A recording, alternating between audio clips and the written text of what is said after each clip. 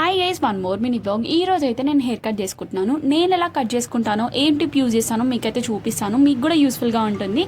పార్లర్స్కి వెళ్ళి చేయించుకోవడం కంటే ఇంట్లోనే మనమే చేసుకోవచ్చు చాలా ఈజీగా. ఫస్ట్ అయితే హెయిర్ అంతా ఇలా చిక్కులు అయితే తీసేసుకోండి.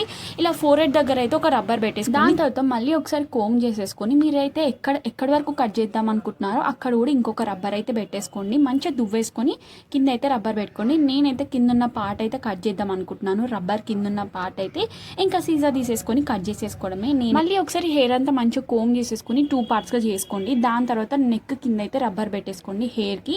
మళ్ళీ మీరు ఎక్కడ కట్ చేయాలనుకుంటున్నారో అక్కడైతే ఇంకొక రబ్బర్ పెట్టేసుకోండి.